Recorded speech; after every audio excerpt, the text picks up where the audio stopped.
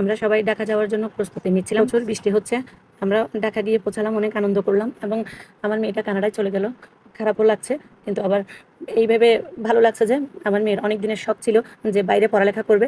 যাক আলহামদুলিল্লাহ, এখন আমার মেয়ে জামাই কানাডা থাকে, মেয়েকে নিয়ে যাচ্ছে কানাডায়। আসসালামু আলাইকুম, কেমন আছেন সবাই? আল্লাহর অশেষ রহমতে আশা করি আপনারা সবাই ভালো আছেন। আলহামদুলিল্লাহ, আমিও ভালো আছি। আমি আরেকটি নতুন ব্লগ দেখার জন্য আপনাদের সবাইকে স্বাগত আর শুভেচ্ছা জানাচ্ছি। কাছে এবং দূরে সবার সুস্বাস্থ্য কামনায় আমি নতুন একটি ভিডিও শুরু করতে যাচ্ছি। আশা করছি আপনাদের সবারই ভালো লাগবে।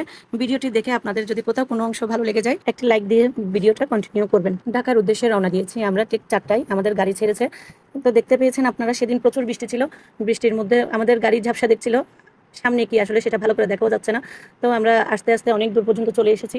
যখন আমরা মিরসরাই পার হয়ে গেছি তখন দেখতেছি আবার সূর্যের আলো। তো সূর্যের আলো একটু একটু করে আসতেছে, তার সন্ধ্যা হয়ে আসছে। প্রায় 7টার দিকে আমরা কুমিল্লার একটা রেস্টুরেন্টের নামি, এটা হচ্ছে হাইওয়ে ইন। এই রেস্টুরেন্টে আমার মেয়েরা আগেও এসেছে। রেস্টুরেন্টটা দেখতে অনেক সুন্দর লাগছিল। সবচেয়ে বড় কথা, ওঠার সময় যে 4টি অ্যাকোরিয়াম দেখছিলাম, অ্যাকোরিয়ামের মাছগুলো খুব ভালো লাগছিল। আমরা কিছুক্ষণ দাঁড়িয়ে অ্যাকোরিয়ামের মাছগুলো দেখলাম, আমার নাতিনদেরকেও অ্যাকোরিয়ামের মাছগুলো দেখালাম। তারপর আমরা অর্ডার করলাম ডাল, ভাজি, পরোটা। অনেক মজা ছিল। সবাই মিলে আমরা নাস্তাটা খেলাম, কারণ অনেক দূর যাওয়াতে অনেকক্ষণ সময় মাঝপথে লেগেছে। সে সময় সবারই ক্ষুধা লাগছে। আমার নাতিনরা একটু ঘোরাঘুরি করে খেলাধুলা করছিল রেস্টুরেন্টে। তারপর সবার খাওয়া দাওয়া শেষ করে আমরা আবার ঢাকার উদ্দেশ্যে রওনা দেওয়ার জন্য নিচে নেমে গেছি। তো নিচে নামতে সিঁড়ির পাশেই দেখলাম একটা মিষ্টির দোকান। যেহেতু আমরা ঢাকায় আমার বেআইনের বাসায় যাব, সেহেতু আমরা এখান থেকে কিছু মিষ্টি নিলাম। মিষ্টি নেওয়ার পরে আমরা আবার আমাদের ঢাকার উদ্দেশ্যে গাড়ি ছাড়লো প্রায় 7:30 পৌনে 8টায়। আমরা ঢাকায় চলে গেলাম। ঢাকায় যাওয়ার আরও অনেক দেরিও ছিল, পথের মধ্যে অনেকক্ষণ সময় জ্যামে পড়ে গিয়েছিলাম। তারপর দেখলাম কিছুক্ষণ পর আমরা ঢাকা কোনো আইটেম বাদ রাখে গেলাম, যা করেনি সবই করেছে। যেহেতু আমরা বেআইন, সেহেতু আমাদের জন্য একটা একটা করে আস্ত মুরগি রেডি করেছে উনি। আমরা যাবো ঢাকা উত্তরায়। উত্তরাতে পৌঁছাতে পৌঁছাতে অনেক সময় লেগে গেছে। তো ঢাকা পৌঁছানোর পর আমি যখন রাতের অন্ধকারের লাইটগুলো দেখলাম, তখন আমার একটা শাবানার সিনেমায় অভিনেত গানের কথা মনে পড়ে গেল। ঢাকা শহর আসা আমার আশা পুরাইলো।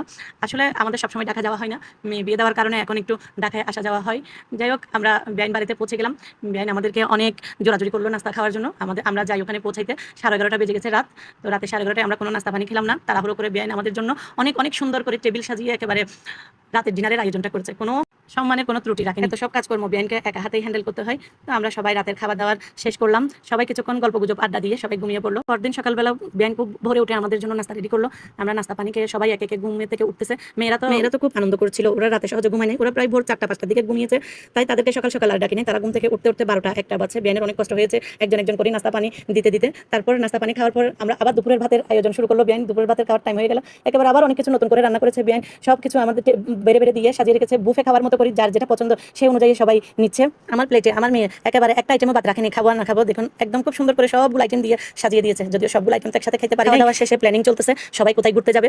তো আমরা একটু ছাদে গেলাম, ছাদে থেকে ঘুরে টুরে এসে একটু মার্কেটে গেলাম, শপিং এ রাজলক্ষ্মী শপিং মলে গেলাম। আমাদের সাথে আমাদের ছেলের বউ গিয়েছিল। তো বউ এবার একটু মার্কেটে যেতে চাচ্ছে, তো আমিও বললাম হ্যাঁ তোমার সাথে আমিও যাবো। তো আমরা ওখান থেকে কিছু টুকটাক শপিং করলাম। তবে এখানে ভিডিওটা করতে পারিনি, যার কারণে আপনাদের দেখাতে পারছি না। আমার মোবাইলের স্পেস একদম কম ছিল, যে কারণে আমি মোবাইলের ভিডিওটা উঠাতে পারলাম না। চিটাগং থেকে যাওয়ার সময় আমার মেয়ের জন্য গাছ থেকে টাটকা কিছু আম পেড়ে নিয়ে গিয়েছিলাম, কারণ মেয়ে আবার তখন কানাডা থেকে আসবে, তখন আম খেতে পারবে। অনেক বছর মাঝখানে গ্যাপ পড়ে যাবে, গাছের টাটকা আম তার খেতে পারবে না। তো কাঁচা আমটা নিয়ে গিয়েছিলাম। আমার ননদের মেয়েরা গিয়েছে, এখানে ওরা ভর্তা বানিয়ে সবাই মিলে খেলো, আবার আড্ডা গুজব দিচ্ছে।